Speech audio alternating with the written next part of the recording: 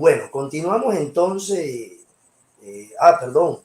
Vamos a responder por favor la asistencia y de igual manera pronto va a salir el formulario de evaluación del evento. Ya estamos por terminar la cuarta y última jornada y nos acompaña desde Chile Víctor Trujillo Echeverría. Víctor, bienvenido, profesor Víctor. Bien. Adelante, maestro. Después voy a necesitar salir y volver a poner otro archivo Excel, pero ahí esperemos que también nos resulte. Bien, vamos a comenzar. Agradezco la paciencia. El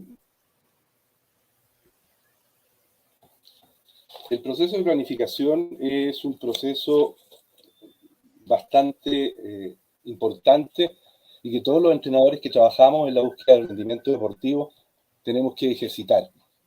Y lo vamos a hacer durante toda nuestra trayectoria profesional. Y nunca vamos a dejar de aprender, y nunca vamos a dejar de ir innovando y agregando cosas nuevas a este ejercicio que anualmente y diariamente tenemos que realizar para corregir, para evaluar y para hacer una serie de ejercicios mentales para poder ir mejorando todo este proceso. La planificación es una anticipación del futuro, porque uno se plantea una idea, un objetivo, una marca, y en el fondo es anticiparse a lo que va a pasar en el futuro. La planificación del entrenamiento deportivo es el aprovechamiento de todos los recursos disponibles para conseguir un resultado deportivo.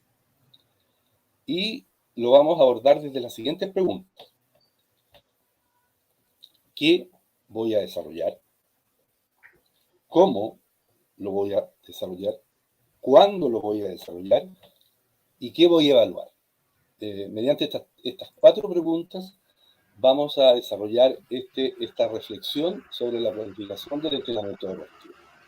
En el que voy a tratar el tema de la determinación de las cualidades y elementos que voy a desarrollar, para lo cual voy a necesitar una gran base teórica.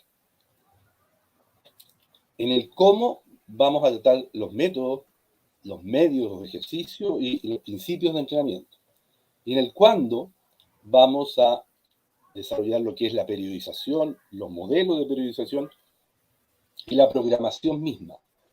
Y en el que evaluar vamos a ver todo lo que es el proceso de evaluación, los indicadores que voy a utilizar y la retroalimentación que me entrega este proceso. Vamos a partir entonces con la determinación de las cualidades y elementos que voy a desarrollar. Cuando comienzo a entrenar a un atleta, la pregunta más importante que debo hacerme es ¿qué voy a desarrollar en el atleta que lo va a hacer mejorar? Y esto es un análisis fundamental, ya que si yo olvido o si yo omito alguna de las cualidades fundamentales que necesita desarrollar el atleta, voy a dejar de lado lo importante y mi planificación va a quedar coja en relación a que un atleta no va a tener desarrollado un elemento importante para poder conseguir el rendimiento esperado. Por lo tanto, este análisis se debe realizar con mucha intensidad y profundidad para determinar realmente todos los elementos y todas las cualidades que yo pienso desarrollar en el deportista. Este análisis de requerimiento significa elegir las cualidades que voy a desarrollar y elegirlas delante de un cúmulo de posibilidades y por lo tanto determinar realmente las que él necesita. Definir las mediciones con que voy a monitorear todo el proceso, establecer las acciones complementarias que me van a ayudar a que el atleta se recupere, para que me van a ayudar a que el atleta pueda tener la ayuda de la ciencia o otros componentes que me puedan facilitar la tarea del entrenamiento y, por último, elegir las competiciones en las cuales va a participar. Todos estos requerimientos obedecen un análisis que va a ser permanente y que cada año, en el comienzo de una planificación, yo debo realizar para que podamos tener todos los elementos para que podamos desarrollar a nuestro deportista. Pero este análisis tiene mayores complejidades. Un ejemplo. Aquí estamos mostrando una curva, la curva de velocidad del récord mundial de Bolt. ¿Ya?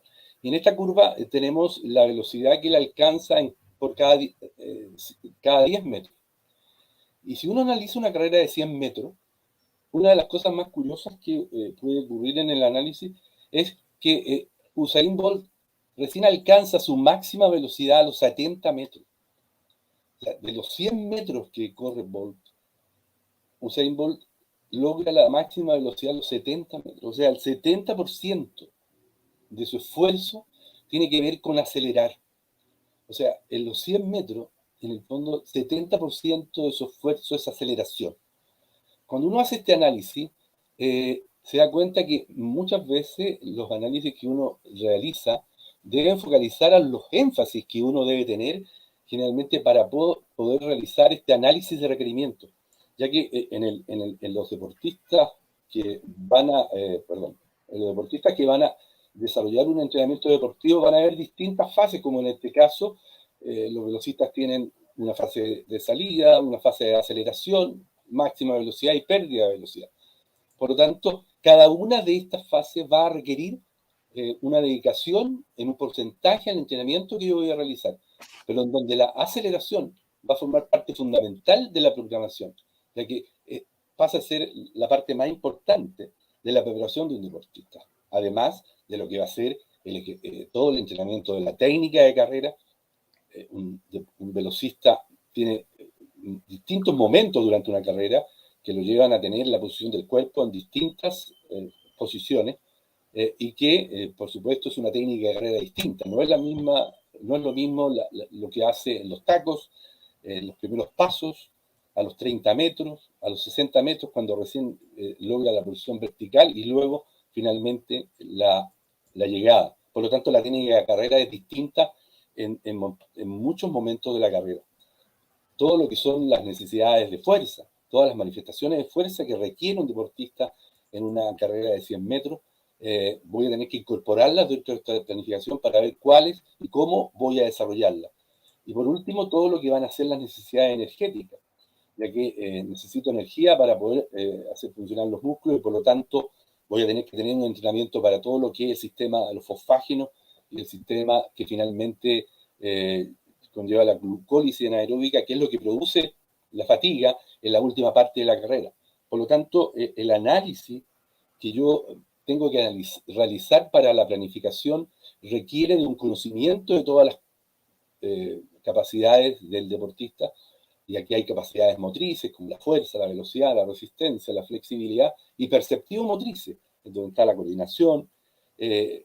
Dentro de las capacidades perceptivo-motrices, que hoy día están muy en boga, voy a tener que tener conocimiento de lo que son las perceptivo-motrices y las sensitivo-motrices, y cuya diferencia radica en que las perceptivo-motrices es toda la información que los órganos de los sentidos mandan al cerebro. En cambio, las sensitivo-motrices es la información que mandan los proprioceptores o sensores que tenemos en todo el cuerpo, en los músculos, los tendones, en las articulaciones, y esa información es enviada al cerebro para poder manejar todo lo que significan las capacidades perceptivo y sensitivo-motrices. Y también las cualidades físicas, porque cuando hablamos de velocidad, la velocidad está compuesta por sus cualidades y que necesitan ser conocidas para que podamos desarrollarla y darle la ponderación que necesita el deportista en esta preparación, lo mismo que la fuerza, lo mismo que la resistencia, lo mismo que la flexibilidad. Por lo tanto, hablamos de una base teórica importante para poder hacer este análisis y no solo conocerlo, sino saber también cómo se desarrolla cada una de ellas. Por lo tanto, la determinación de las cualidades a desarrollar es el primer paso fundamental para poder iniciar una planificación deportiva, que luego se van a llevar a una planilla y que sin duda vamos a tener que desarrollar de una forma lo más completa posible.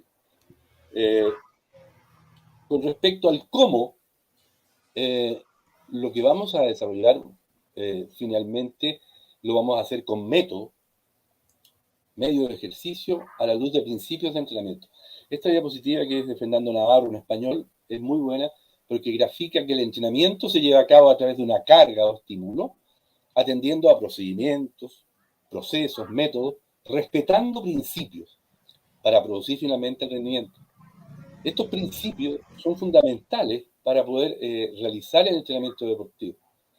Los principios son normas, reglas o pautas que están basadas en evidencia científica y empírica de entrenadores y científicos que se apliquen en el proceso de entrenamiento deportivo. Estos principios de entrenamiento se deben respetar para poder conseguir lo que sin duda es fundamental, que es el rendimiento de mi atleta. No vamos a tratar en detalle cada uno de los principios porque requeriríamos demasiado tiempo, sino que vamos a señalar el más importante para mí, que es el síndrome general de adaptación. Y con esto grafico que cada uno de los principios tiene un fundamento súper importante que hay que considerar a la hora de hacer una buena planificación. Este científico, Kansale, que es de origen húngaro, que en 1935 descubrió de manera accidental lo que es el síndrome general de adaptación. ¿Y qué es el síndrome general de adaptación?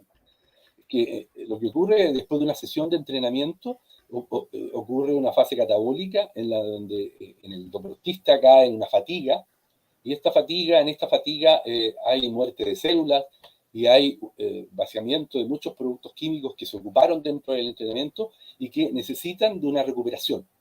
Y esa recuperación es una fase anabólica natural y que produce lo que se denomina la supercompensación.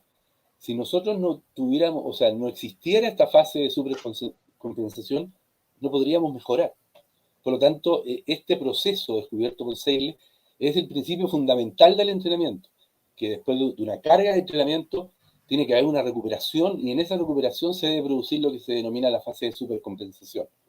¿Y en qué consiste esta fase? Que si yo, por ejemplo, en un entrenamiento, digamos, pierdo 100, la fase de supercompensación no recupera solo los 100, sino que recupera más que ellos, 110, 120. O sea, esa supercompensación es lo que permite mejorar, o si no entrenaríamos y estaríamos siempre igual. Por lo tanto, uno de los primeros principios del entrenamiento es aplicar en buena medida el síndrome general de adaptación, que es uno de los principios fundamentales. Y para ello, en la literatura tenemos gestores de esta teoría del entrenamiento, a la izquierda Versochansky, a la derecha Matej, que son uno de los grandes autores de mucha literatura, con la cual nosotros comenzamos a conocer todos estos principios de entrenamiento que nos sirven para poder realizar nuestra labor. Dijimos que no vamos a tratar cada uno en detalle, pero todos los principios deben respetarse para poder conseguir que nuestros atletas avancen y se puedan cumplir estas leyes o principios que son fundamentales para conseguir resultados deportivos. Por lo tanto, ya hemos dilucidado lo que es el qué, el cómo, y ahora vamos a dilucidar lo que es el cuándo. Perdón, no, disculpen, los métodos y los ejercicios. Los métodos para el desarrollo de las cualidades, en algunos casos y cuando comenzamos hace mucho tiempo en el entrenamiento deportivo, los fuimos conociendo con sus nombres. Por ejemplo, el Fartlek, que es un entrenamiento creado por un sueco llamado Josh Holmer. Es un entrenamiento que continúa hasta hoy día como un método aplicado al entrenamiento. Lo mismo que el interval training, que es un método de intervalos creado por la Escuela de Friburgo en Alemania. Son métodos que hoy día aplicamos y casi la mayoría de los atletas conocen lo que son el método de intervalos. Lo mismo que el circuit training, creado por un alemán llamado Juri Jonath. Son métodos que hoy día ocupamos en el entrenamiento deportivo. Y en forma más moderna, el CrossFit, que es un método también que hoy día hemos estado conociendo. Pero principalmente no nos debemos acostumbrar a estos métodos ya que uno se encasilla en un método muy, muy cerrado. Por lo tanto, los métodos que debemos utilizar son lo que la literatura hoy día nos entrega, ya que para cada una de las cualidades o temas que tenemos que desarrollar como la técnica, como la táctica, como la fuente energética y las cualidades físicas, tienen una forma de desarrollarse que no tienen solo un nombre, sino que uno debe conocerlas en profundidad, ya que cada una de las cualidades físicas deben y tienen un método para poder desarrollarse en cuanto a las zonas que hay que trabajar, el tiempo que hay que trabajar, las pausas que deben tener, y por lo tanto uno se debe, más que nada, más que aprender a conocer métodos rígidos, uno debe conocer principalmente la forma como cada una de las cualidades se desarrolla en los deportistas. Por ejemplo, en el caso de la fuerza máxima, eh, existen tres métodos fundamentalmente para el desarrollo de la fuerza máxima, y existen eh, porcentajes de trabajo, repeticiones y series de trabajo, y por lo tanto esta forma de desarrollo que la encontramos en toda la literatura es a la que nosotros debemos apuntar, más que a los nombres de los métodos, que a veces algunos entrenadores, para tratar de hacerse famoso, crean nombres que a veces son muy rígidos y que no dan la magnitud y la importancia y flexibilidad que debe tener un método. Por lo tanto, para cada una de las subcualidades, nosotros debemos conocer lo que significa la forma que tenemos para poder desarrollarla, como la potencia láctica, por ejemplo, que es el entrenamiento de un atleta a una alta intensidad utilizando la fuente energética de los fosfágenos. Sabemos que los fosfágenos duran alrededor de 7 segundos, por lo tanto, todo lo que sea un esfuerzo, una alta intensidad, realizado dentro de 7 segundos, es un entrenamiento, por ejemplo, de potencia láctica. El entrenamiento de capacidad láctica, por ejemplo, es un entrenamiento donde uno trata de mejorar la duración de esta fuente energética, y por lo tanto es un entrenamiento para poder mejorar la duración de esta fuente energética, y que se debe desarrollar bajo pautas de distancias, recuperaciones muy específicas. Lo mismo para la potencia láctica y la capacidad láctica, que son el entrenamiento para el soporte de toda la acidosis, ya que cuando entra al metabolismo glicolítico, se crea una acidosis en el cuerpo, y por lo tanto en el entrenamiento láctico, el entrenamiento consiste en tolerar la acidosis, y para lo tanto hay métodos, formas, series, repeticiones que yo debo cumplir para poder realizar este tipo de entrenamiento.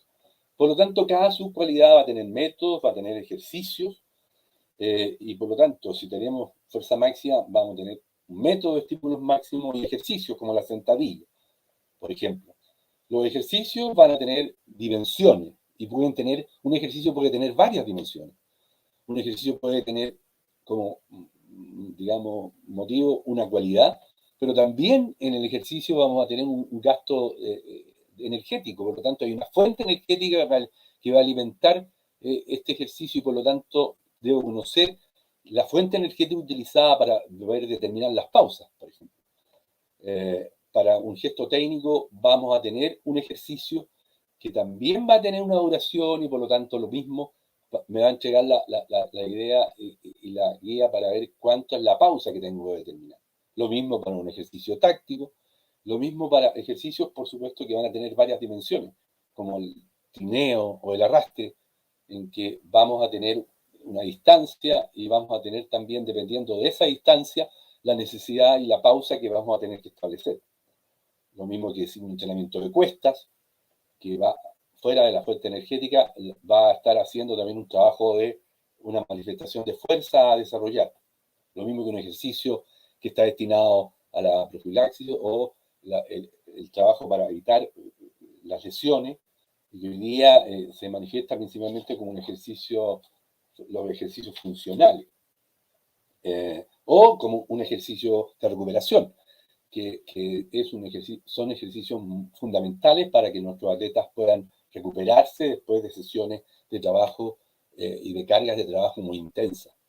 Por lo tanto, los ejercicios pueden tener distintas dimensiones, distintos objetivos, y esta es una idea de un ruso llamado Kuznetsov, que planteó la idea de agrupar los ejercicios en ejercicios generales, el ejercicio orientado en ejercicios específicos o especiales, en donde él planteaba que los ejercicios generales apuntan al desarrollo armónico de todo el cuerpo, los orientados apuntan principalmente a la musculatura que sostiene el gesto deportivo, y los específicos especiales son los ejercicios apuntados al desarrollo de la fuerza en el gesto preciso de competencia. en la posición y en el ejercicio específico cuando el deportista está realizando el momento más importante de la prueba. En el caso del lanzamiento de una descarga, en el caso de los saltos al rechazo. Y por lo tanto, Kuznetsov, digamos, y la investigación que él hizo, determinó que la diferencia que hay entre los atletas de alto nivel y un atleta de menor nivel es que la fuerza que tienen en ese momento es mucho mayor. Por lo tanto, es una fuerza mucho más específica, especializada. Y ya hemos visto, por lo tanto, dos preguntas, el qué y el cómo. Y ahora nos vamos al cuándo. En el cuándo vamos a ver la periodización, y la periodización tiene que ver también con los modelos y la programación. La periodización nació principalmente con autores a través de la historia, digamos, estos autores nos dicen que entrenar sin planificación es como una expedición de alpinismo sin mapa, brújula ni GPS. Y la periodización es la organización de una preparación deportiva dentro de periodos de tiempo. La planificación es un instrumento concreto, donde se establecen todos los elementos que van a formar parte de este proceso. Y esto tiene una historia, comenzó con Kotov, estamos hablando de publicaciones, comenzó con Kotov en el año 16 y pasó por todos estos autores.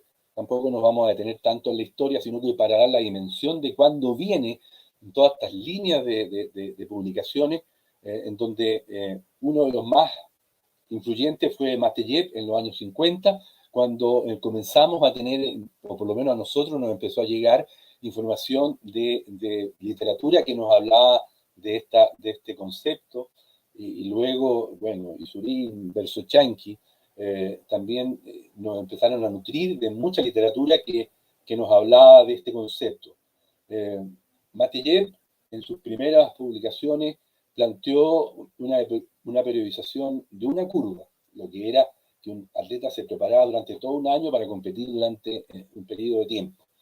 Esta periodización planteada por Mateyev, eso sí, dio muy buenos resultados en deportes individuales, pero en los deportes colectivos empezó a tener una serie de problemas y dudas con respecto a entrenadores que intentaban aplicarla. Por lo tanto, esta misma forma de planificar fue innovada, haciendo que la preparación de una curva fuera reemplazada también por 2 curvas al año, lo que para deporte individual hoy día se utiliza mucho. Pero siguió teniendo problemas para lo que eran los deportes colectivos. Por lo tanto, los deportes colectivos, debido a la cantidad de competencias que realizan durante todo un año, hay que imaginarse, por ejemplo, un tenista que compiten desde el verano, digamos, partiendo en Australia, siguiendo después en Francia, Roland Garros, después siguiendo en Inglaterra y después en el Abierto de Estados Unidos. Prácticamente participan y compiten durante todo el año, lo mismo los equipos de fútbol. Se preparan durante un periodo de preparación de 2 meses y luego compiten a lo largo de casi 8 a 9 meses. Por lo tanto, la curva planteada por Mateyev no fue suficiente, y por lo tanto empezaron nuevos autores a tratar de darle solución a este problema, y con ello nacieron la forma o el entrenamiento contemporáneo, ¿ya? La planificación clásica no servía para todo lo que eran los deportes de conjunto, por lo tanto nació la planificación contemporánea, y por lo tanto se agregó a todo lo que era la literatura esta forma de entrenamiento. ¿Cuáles eran las diferencias o cuáles son las diferencias entre una y otra? La planificación clásica, como la conocemos, es una preparación mucho más larga, todavía utilizada en el atletismo y en los deportes individuales. Muchos hablan de que esta forma de planificación está obsoleta, y yo les digo que no. Muchos entrenadores del mundo todavía ocupan la planificación clásica para realizar la preparación de sus deportistas. Y la planificación contemporánea, la característica principal de esta planificación radica en que se concentra mucho más en preparaciones que son más cortas y por lo tanto mucho más intensa y mucho más especializada. La preparación clásica permite llevar al deportista mucho más lento, eh, poniendo énfasis en cualidades mucho más detalladas. En cambio, la planificación contemporánea utiliza mucho más trabajo, eh, digamos, utilizando casi todas o muchas cualidades al mismo tiempo. Por lo tanto, las más conocidas, como la microestructura, digamos, permite estados de alta que pueden llegar a ser entre 50 y 60 momentos competitivos de alta forma. Eh, la ciclización y los bloques y el ATR permiten entre 20 a 25 estados de alta, pero que se pueden utilizar y realizar varias veces en el año. Y la clásica que permite más o menos entre 10 a 15 en cada una de las curvas. Por lo tanto, la diferencia entre la planificación clásica y la contemporánea radica principalmente en los estados de forma que permite cada una. Ahora, todas estas formas o modelos de periodización van a estar de acuerdo a las características que tiene cada uno de los deportes y de las especialidades.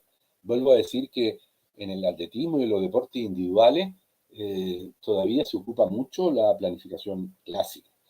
Eh, y dentro de las planificaciones modernas que se ocupan hoy día en el atletismo, la que más es más recurrente es el ATR. El ATR que, digamos, fue creado, hay varios autores dentro de esto, eh, hablan de una planificación, una periodización que tiene tres partes. Una parte que es la acumulación, que sería como el básico de la clásica, una transformación, que sería como el específico de la clásica, y la etapa de realización, que sería como el periodo competitivo. Como se hace en un periodo más corto, es mucho más concentrada toda la forma de preparar y hace que se realicen varias cualidades físicas al mismo tiempo y por lo tanto al ser más corto también es más intensa y por lo tanto permite una preparación en más corto plazo. El ATR hoy día se utiliza mucho también en el atletismo y en deportes individuales. Y la planificación o la periodización de deportes colectivos, una de las más conocidas es la microestructura, que fue creada por Seirul y que eh, en una presentación que hoy día aparece publicado en la editorial deportiva Kinesi, el profesor Jonathan Patiño hace una muy buena exposición acerca de esta microestructura y los invito a seguirla. Vuelvo a decir, en la página web que tiene la editorial deportiva Kinesi. Seirul, para dar una idea de cómo miran, en este caso, él es un entrenador primordialmente de fútbol, la mejora de los factores de la condición física no supone necesariamente mejora en el rendimiento, pero sí la capacidad para rendir más, dado que el rendimiento depende de otros factores. Lo que pasa es que la preparación de Seirún abarca un montón de aspectos que tienen los deportes, digamos, colectivos, sobre todo los de oposición y cooperación, en donde muchas de las actividades que tienen que realizar los deportistas tienen que estar, digamos, acompañadas de la implementación y de lo que es el choque con la oposición. Entonces, por lo tanto, por eso es que la mirada de la planificación contemporánea, sobre todo la mirada de la preparación de deportes colectivos, es muy distinta a lo que puede ser la preparación de un deportista individual. En el atletismo, la preparación de las cualidades tiene que ser muy detallada y muy profunda porque el atletismo depende mucho de las cualidades, depende mucho del desarrollo de las cualidades, porque en el fondo es una expresión superlativa de cualidades. Un futbolista no necesita tener una máxima potencia, necesita tener un montón de cualidades para poder sortear todas las dificultades que tiene el juego y las variables que tiene el juego. Por lo tanto, los invito a que vean esta presentación del profesor Patiño, que es muy buena en la página de Editorial Kinesi. Y bueno, dentro los modelos hay un montón de otros modelos que no vamos a tratar acá, ya que el tiempo no nos permitiría poder extendernos tanto, pero aquí hay varios ejemplos que pueden encontrar para aquellos que quieran conocer un poco más de estas. Y por lo tanto, seguimos con lo que es la programación. La programación de una temporada es importante considerar lo siguiente. Primero, cuando yo programo, el primer elemento que tengo que considerar es cuánto tiempo tengo para esta preparación. Y por eso todos los entrenadores estamos preocupados ya en noviembre, en octubre, del calendario de competencias del próximo año, ya que eso nos va a dar luces de cuándo van a ser las competencias más importantes y el tiempo que vamos a tener para poder desarrollar esta preparación. Ahora, ¿cuál es el tiempo mínimo que tenemos? La literatura habla de que mínimo está una preparación puede ser de 5 a 7 semanas.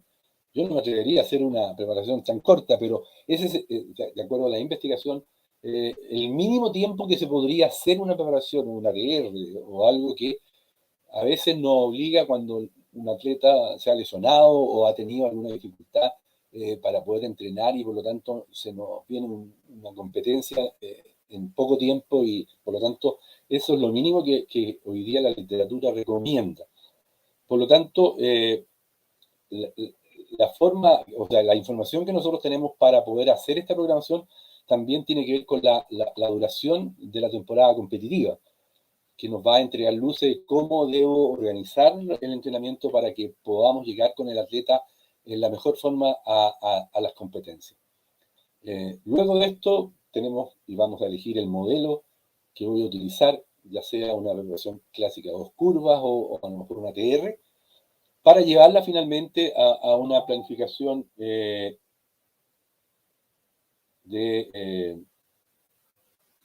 toda esta información a una planilla. Y dentro de esto nosotros vamos a tener muchas opciones. Hoy día existen muchos modelos o planillas a los cuales de repente nos podemos entusiasmar, pero no basta en esta programación tener un macro. El macro es fundamental e importante. Yo trabajé en un tiempo como metodólogo del Centro de Alto Rendimiento que hay en mi país. Me tocaba revisar planes de deportes que no eran atletismo. Y muchas veces me encontraba con ejemplos de que los entrenadores tenían un macro, pero cuando yo les preguntaba qué tienen que hacer el macro, me decían, no, pero eso está en otra parte. ¿Pero dónde? Una programación no solo tiene que tener el macro, sino que tiene que tener un montón de otra información que me va a permitir tener hasta el último detalle que el deportista va a realizar.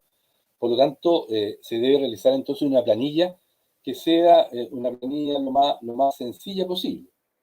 Y por lo tanto, la planilla del macro a mí me va a entregar principalmente las cualidades o los elementos que van a formar parte de la preparación. Me va a indicar cuándo comienza cada una de estas cualidades a desarrollarse y cuándo termina. Puede pasar que alguna de ellas esté presente en toda la temporada preparatoria, como algunas que van a comenzar desde la primera semana, como otras que van a comenzar ya transcurrida la preparación o en la mitad del momento de la preparación. La visión entonces que me va a entregar el macrociclo es fundamental y es la base y la piedra angular de la preparación. Pero también nuestra preparación o nuestra planificación debe tener lo que se denomina el mesociclo y el microciclo, que me va a entregar los detalles que se hacen en cada semana y cada día. Y por último, los detalles de cada uno de los ejercicios.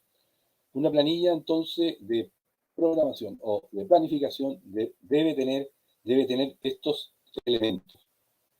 Para comenzar, la declaración de las cualidades es un momento también muy importante. ¿Y qué significa esta declaración? Significa cómo voy a colocar lo que yo quiero desarrollar en la planilla. Y esto no es un tema menor, ya que si yo quiero desarrollar una cualidad, tengo que ver cómo yo puedo agrupar una serie de medios o ejercicios que engloben lo que es la cualidad que quiero desarrollar. Y vamos a comenzar con la resistencia. ¿Cómo se declara generalmente unas cualidades en la resistencia? Principalmente se utilizan lo que son las zonas funcionales, en donde vamos a tener una parte de la capacidad aeróbica, la potencia aeróbica y todo lo que es la parte glicolítica. Este es un gráfico del español que representa, digamos, las distintas zonas en las cuales yo me puedo mover en la preparación de la resistencia. Por lo tanto, cuando yo voy a declarar la resistencia, uno de los ejemplos que uno puede encontrar es dividir lo que sería la parte de resistencia en resistencia aeróbica o anaeróbica, y en los cuales en los medios de ejercicio voy a colocar las distintas zonas funcionales que voy a trabajar. Es importante agrupar o saber agrupar todo lo que significan los ejercicios que voy a desarrollar, ya que si yo coloco todos los ejercicios y no los agrupo, voy a tener una planilla que es demasiado extensa y muy poco clara en cuanto a cómo se agrupa cada una de las subcualidades. Aquí hay otra forma de cómo se puede declarar y en donde puedo mencionar y decir voy a trabajar la capacidad aeróbica, la potencia aeróbica y la fuente glicolítica, o quizás de una forma más simple, resistencia general o resistencia especial. Pero en la mayoría de los ejercicios generalmente se agrupan por zonas funcionales. En el caso de la fuerza, lo que se utiliza más en atletismo son la mirada de las manifestaciones de fuerza, que es un concepto creado por los rusos y que después mejoró un italiano llamado Carlo Vittori, y, y que habla de manifestaciones de la fuerza, donde están las activas, las reactivas, y por lo tanto es generalmente la nomenclatura que se utiliza, en donde un entrenador de velocidad y salto debe tener muy claro que la musculatura tiene 4 capacidades fundamentales, en donde se produce más potencia en el movimiento es la capacidad de reflejo elástico-explosiva. La manifestación reflejo elástico-explosiva es una manifestación de fuerza en donde actúan 4 capacidades que tiene el músculo, que es la capacidad contráctil, la de reclutamiento, la elástica y la refleja, que es donde se producen los movimientos más potentes de nuestro cuerpo. Entonces, por lo tanto, conocer toda esta nomenclatura nos sirve mucho para poder agrupar los ejercicios que vamos a desarrollar en la preparación de la fuerza. Se puede hablar de fuerza general o fuerza especial y agrupar principalmente después los medios de ejercicio agrupados por manifestación. En el caso del segundo ejemplo, quizá yo puedo hablar de fuerza general, fuerza orientada o fuerza especial, en donde voy a tener también agrupados, por ejemplo, los estabilizadores, que es todo el trabajo a lo mejor funcional que puedo realizar con el atleta, los circuitos que realizo generalmente en etapas de adaptación funcional al comienzo de la preparación, donde voy a agrupar los ejercicios fuerza máxima, lo de explosiva con alteras o la explosiva con saltos y así sucesivamente. O podría declararla como fuerza general o fuerza especial, agrupándolos también como en las manifestaciones que voy a ocupar. Y en el caso de la velocidad, lo que más se utiliza principalmente se pueden agrupar por fases, ¿ya? Como mostrábamos en el comienzo, la fase de salida, la fase de aceleración y la fase de máxima velocidad, o también por distancia. Por lo tanto, esta es la forma como voy a declarar, y por lo tanto, cuando ya tengo la planilla, aquí tenemos un ejemplo de cómo yo puedo,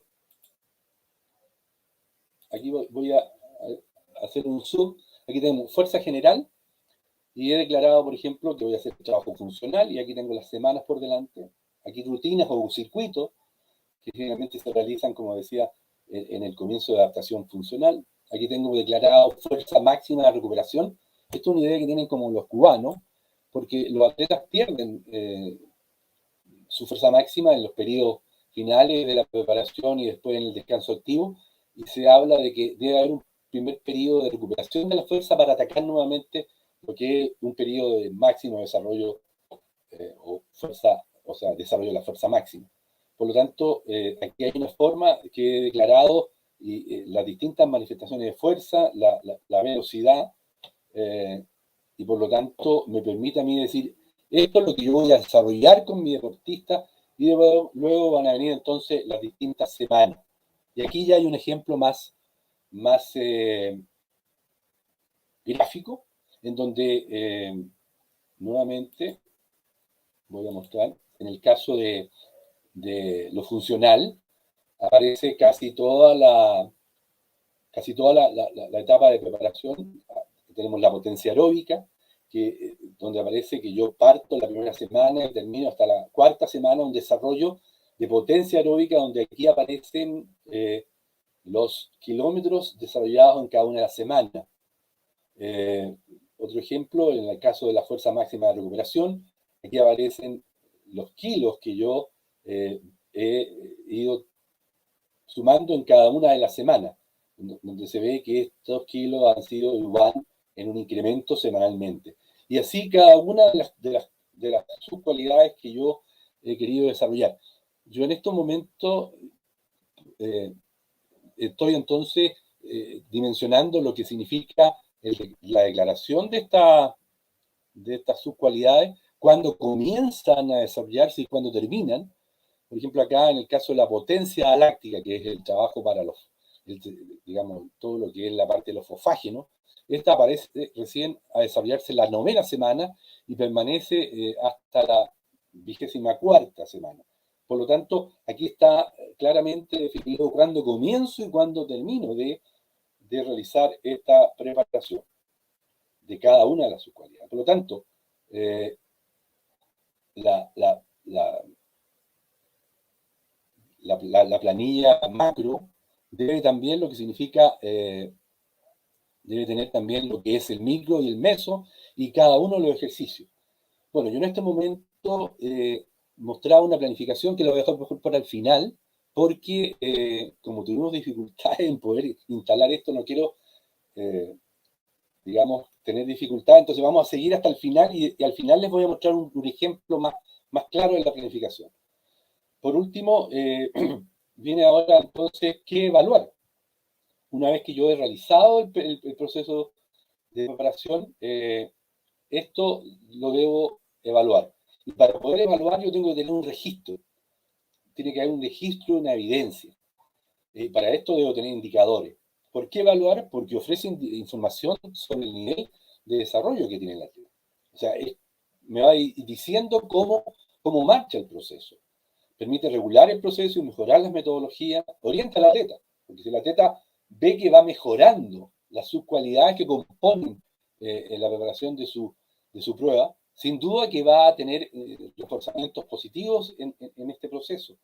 Detecta también los problemas y permite saber si estamos avanzando o no.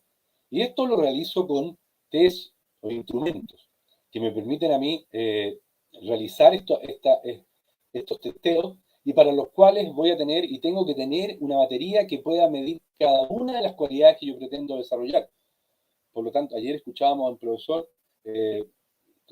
con todo lo que eran medidas de lactato, que principalmente permite medir el desarrollo de la potencia aeróbica y por lo tanto el umbral láctico me permite establecer si el atleta mejora o no su potencia aeróbica o con una plataforma de salto que me puede decir cómo ha desarrollado el atleta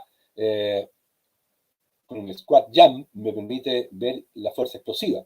O sea, los instrumentos de medición me permiten a mí ir testeando cada una de las subcualidades que yo voy a poder desarrollar y por lo tanto voy a tener en un momento de la preparación, por ejemplo, en el caso de la fuerza explosiva, si yo mido con mi atleta la fuerza explosiva y veo que un SJ hace un SJ de 40 centímetros, y luego del final de la operación el atleta ha mejorado a 47, obviamente voy a ponerme muy contento porque he podido comprobar que la fuerza que yo pretendía desarrollar se desarrolló. Y ese es el pilar fundamental de una preparación, una planificación. Cerciorarse de que lo que yo pretendí desarrollar se desarrolló. Y por lo tanto, también me permite, cuando se logran ciertos rendimientos, poder comparar estos rendimientos con tablas que nos permiten saber cuando un atleta está en un nivel como para poder decir ya, esto son investigaciones de muchos países, en donde estas son tablas rusas. Por ejemplo, si un atleta quiere correr en 10-20 y no hace 36 metros en decasalto, es difícil que pueda pensarse que él pueda correr en esta marca. Y así sucesivamente nosotros podemos tener y podemos obtener tablas que nos permitan tener parámetros, por ejemplo, aquí en salto de altura, esta es de Vélez Blanco, un español, en que dice que si un atleta quiere saltar 2.30 y no tiene un CMJ de 78 centímetros, es difícil que pueda realizar esa marca, lo mismo que un salto de longitud parado, si no tiene cerca de 3.30, es difícil que pueda llegar a lograr esa marca. Por lo tanto, las marcas que me permiten la evaluación también me permiten comparar mis marcas con parámetros internacionales. Y ahora vamos a hacer el intento de ver si podemos ver la planilla de ejemplo, que es bastante ilustrativa. Vamos a intentar.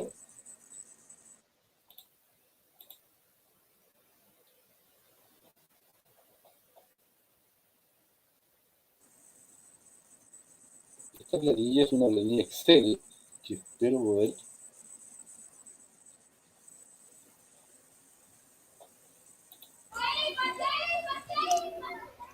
Profe, ¿la que ¿Sí? está en pantalla? ¿Está en pantalla? Sí. ¿La ven? Desde aquí, la estoy pasando desde aquí. Ah, la está pasando. A ver, espera un momento. Correcto, la que tú tienes ahí. A ver, vas a tener que. Ya, es esta la planilla, correcto. Yo no la puedo manejar, por supuesto, porque la están usando tú, ¿correcto? Entonces yo te Sí, sí. voy a ir dando como la instrucción para que podamos mostrar un ejemplo. Yo esta información se la mandé al profesor Aymer Castillo, en donde está lo que acabo de mostrar, y esta planilla que es un ejemplo para que ustedes, si la quieren, se la piden a Aymer. Aquí es un ejemplo de cómo uno puede tener una planificación macro. No sé si puedes agrandar un poco más la presentación, a ver si podemos ir un poco a los detalles. La puedes agrandar un poco más. Ya. Por ejemplo, trata de ir a la parte superior, en donde están las semanas. No, esa es la parte inferior. Ahí, por ejemplo, acá, donde aparece 12, 13 y 14, son las semanas. A ver si lo puedes. Está muy ampliada, un poquitito menos. Ya. Trata de ponerte en la 12ª. Con el cursor, anda a la 12ª semana, por ejemplo. ¿Ya?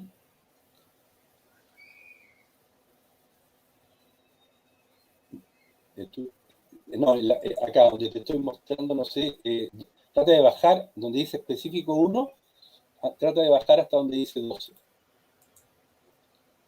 Específico 1, donde dice 12, o 10, o 11, cualquiera de esos, esa semana. No, es justo debajito, no, bajaste mucho. Disculpen, pero esta debe haberla mostrado yo, pero ya, es la número 12.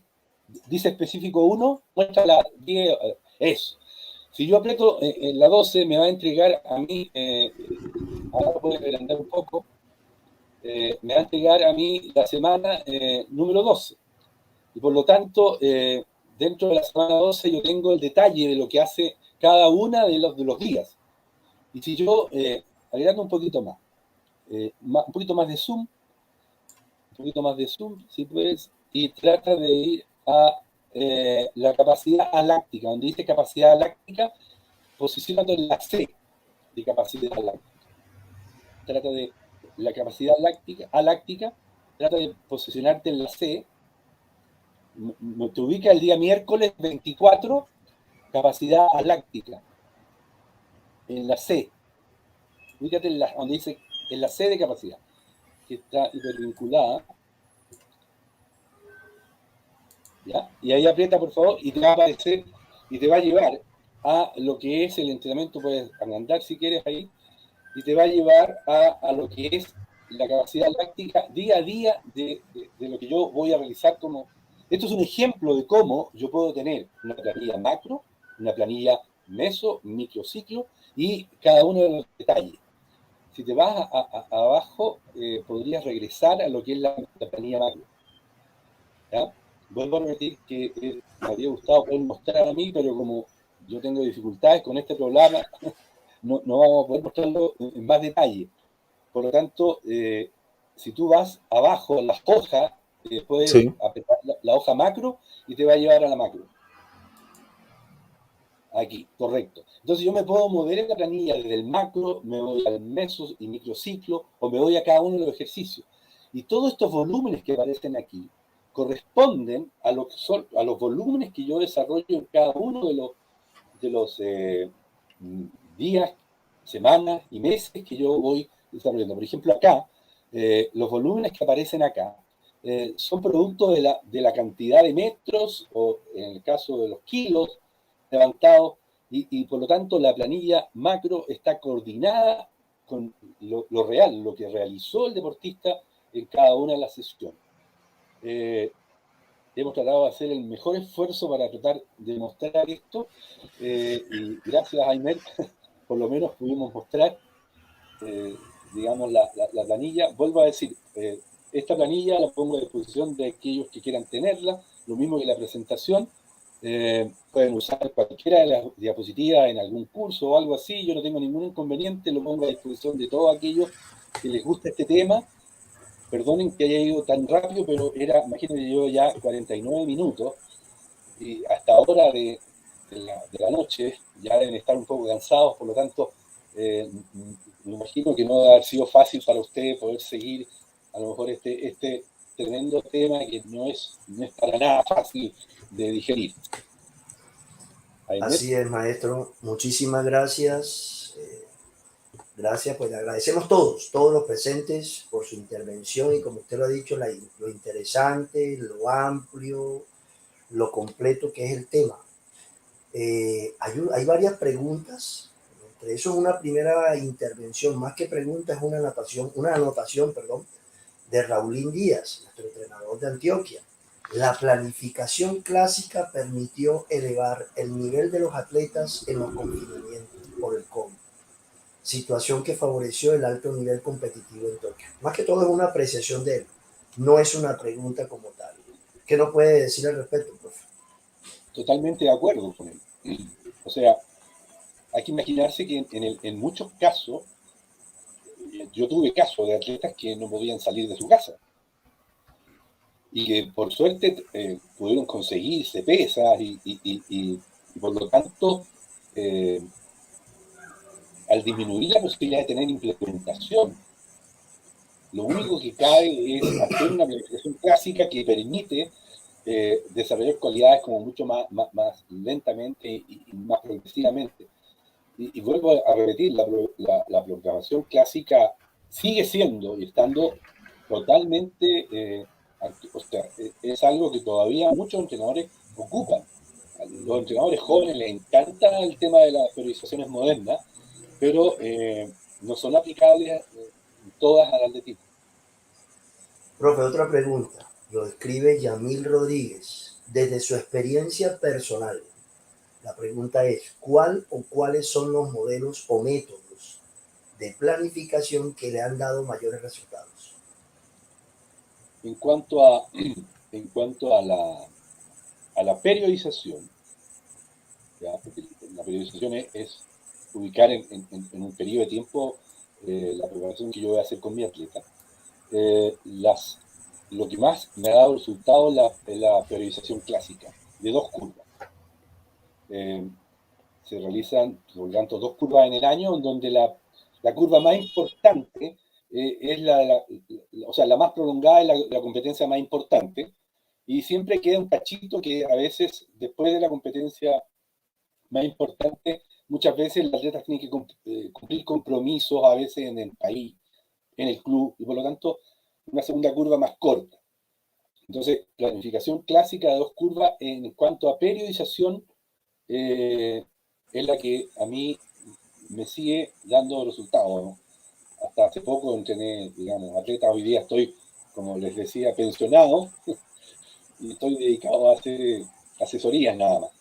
Y los Maravilloso. métodos, bueno, ahí podríamos hablar, tendríamos mucho de qué hablar, porque estamos hablando de los métodos, y cuando hablamos de métodos estamos hablando de qué ejercicio y qué, ya el detalle quedaría para mucho más. Yo he entrenado en mi vida pero muchas especialidades, pero terminé entrenando velocistas y saltadores. ¿Ah? Y, y, y por lo tanto podríamos hablar y contento que me inviten otra vez a hablar de velocidad o de saltos. Sin duda alguna, profe. Otra pregunta de Mónica Tangarife. Y precisamente creo que ya usted mencionó algo, pero ella se va a una especialidad. ¿Cuál de las dos planificaciones más acertada para los atletas de fondo y semifondo? Y bueno, ella coloca aquí en categorías juvenil, sub-23, específicamente hasta máster. Qué buena pregunta, porque para el medio fondo y fondo, para mí, la mejor planificación es la planificación clásica de una curva. ¿Por qué? Porque las cualidades que debe desarrollar un mediofondista y fondista radican principalmente en la capacidad aeróbica. La capacidad aeróbica del entrenamiento para mejorar la estructura, o sea, agrandar digamos, la silueta del corazón, la capacidad del pulmón, de tener más capacidad vital. Por lo tanto, eso se demora mucho para poder lograr mejorar la capacidad aeróbica, que es mejorar las estructuras que movilizan el oxígeno. Se requiere mucho tiempo. Por lo tanto, se requieren de periodos muy largos de preparación. Por lo tanto, la planificación clásica es la mejor para poder desarrollar esas estructuras que van a dar soporte a todo lo que es la capacidad aeróbica y la potencia aeróbica. ¿Ya? Por ningún motivo una periodización moderna va a permitir un mejor desarrollo de esas dos cualidades que son fundamentales en el medio fondo y fondo. Por lo tanto, las planificaciones clásicas es la mejor forma de poder desarrollar procesos más largos. Bueno, otra pregunta de Mónica Tangarife. ¿Cuáles capacidades predominan en cada una de las etapas de entrenamiento para un atleta de fondo? Y menciona nuevamente sus categorías. La compañera insiste, pues, y vemos Sí, interesante el apoyo que se le pueda brindar. por supuesto. A ver, en el caso de los deportistas que están en formación, en el medio fondo y fondo es fundamental la estructura. ¿Qué significa la estructura? Para poder trasladar el oxígeno yo necesito un corazón que bombee más sangre, un pulmón que tenga más capacidad, que tenga buenas carreteras para para trasladar el oxígeno, que son las arterias, las venas, los capilares. Y por lo tanto esas estructuras necesitan tener mucho tiempo de formación. ¿Eh? Para un deportista que se está formando, eso es fundamental.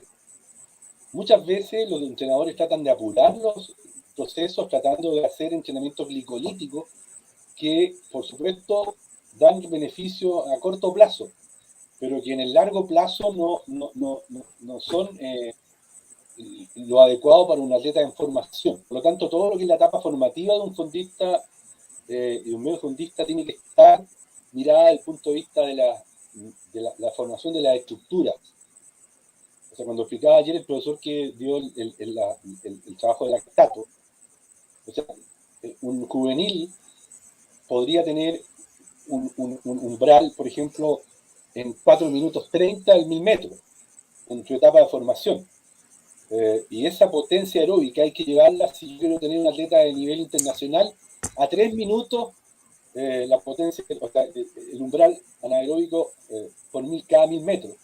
Y eso se demora 10, 12 años. Y por lo tanto, y eso se estructura, ¿no? Aquí no estamos hablando de entrenamiento glicolítico, estamos hablando de entrenamiento aeróbico en todas sus distintas zonas funcionales.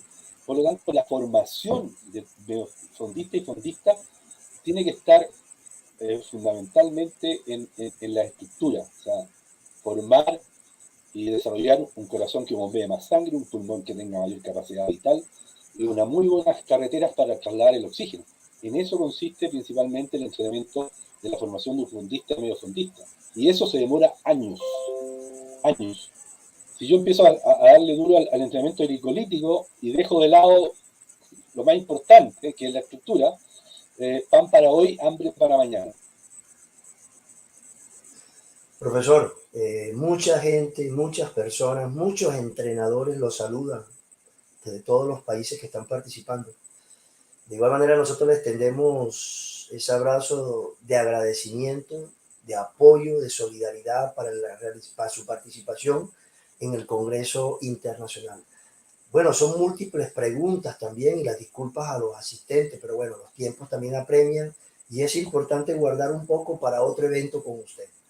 Le agradecemos mucho su participación y queremos tenerlo en otra oportunidad. Mire, Aymer, yo te conocí hace muy poco, muy agradado de conocerte y quedo a disposición para que me inviten las veces que ustedes estimen conveniente. Como les decía, ahora soy un pensionado, tengo mucho tiempo. Yo me dedico a hacer asesoría. Tengo varios entrenadores en Chile y en Sudamérica en todo el tema de planificación. Así que si alguien te pide mi mail, mándaselo si quiere alguien que los ayude o que los acompañe en este proceso, porque no es un proceso fácil. El tema de la planificación es muy complicado y para eso necesitamos especialistas.